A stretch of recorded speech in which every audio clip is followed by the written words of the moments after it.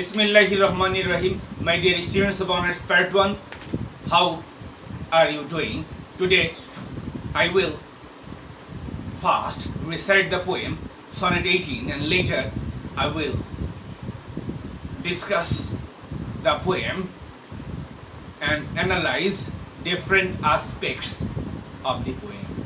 And let me begin my lecture by reciting the poem Sonnet-18. In other words, shall I compare thee to a summer's day? And shall I compare thee to a summer's day? Thou art more lovely and more temperate. Rough winds do shake the darling birds of May, and summer's bliss hath all too short a date.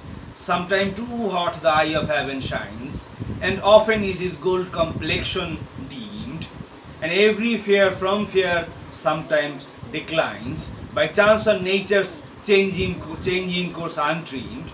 But thy eternal summer shall not fade, nor lose possession of that fair thou west. Nor shall death brag, thou wanderest in his shade, when in eternal lines to time thou growest. So long as men can breathe or eyes can see, so long lives this, and this gives life to thee. And my dear students, this is a wonderful sonnet, and a sonnet, is a lyric. And let me first define sonnet. Sonnet is a lyric poem of 14 iambic pentameter lines. In English, we see three types of sonnet: Petrarchan sonnet, Shakespearean sonnet, and a Spenserian sonnet. And a Shakespearean sonnet is divided into three quatrains followed by a couplet. And quatrains consists of 4 lines, and the rhyme scheme of Shakespearean sonnet is ABAB, CDCD, EFEF, GG. The concluding couplet is often used as a comment on the preceding lines. And the poem Shall I Compare Thee to a Summer's Day is a Shakespearean sonnet. And the rhyme scheme is ABAB, CDCD, EFEF, GG. And the concluding couplet gives a comment on the preceding lines. And now I will analyze the poem. The poet would like to compare the beauty of his friend to the beauty of a day in summer, but it soon occurs to the poet that the beauty of summer is changeable and short-lived and very much transitory. Rough winds cause much damage to the sweet birds of May, while the sun's light in summer is sometimes too bright and sometimes very dim. The poet's friend is, however, more lovely than a summer's day. All beautiful things, the poet says, lose their beauty in the course of time, but the beauty of the poet's friend will never decline, because it has been immortalized in the sonnets written by the poet, our beloved poet, William Shakespeare. As long as men live in this world, they will read the poetry of Shakespeare and his friend's beauty.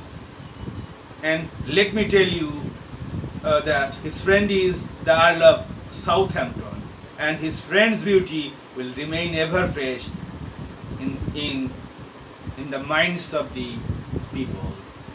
And let me now shed some critical light on the poem. Earl of Southampton, Shakespeare's friend, patronized him in his life.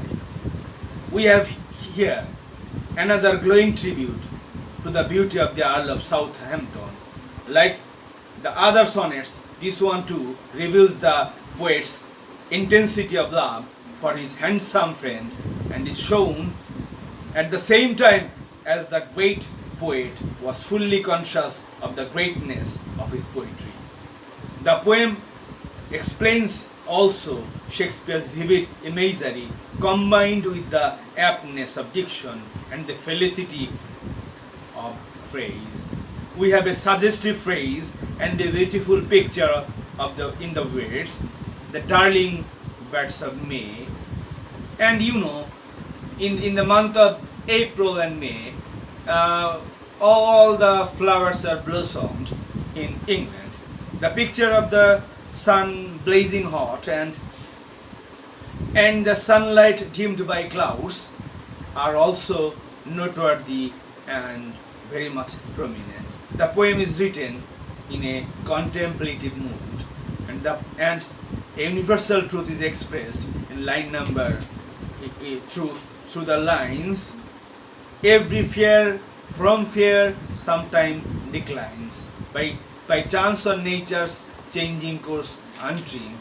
And we see that every beautiful object lose their beauty in the span of time, and nothing remains beautiful forever. The beauty fades, the beauty withers away, and nothing remains beautiful forever. And I hope that, my dear students, you have understood the poem, and this is a very lucid and very simple and a very easy poem to grasp. And with these few words and with the hope of your physical and emotional well-being, let me conclude my lecture for today. Thank you very much.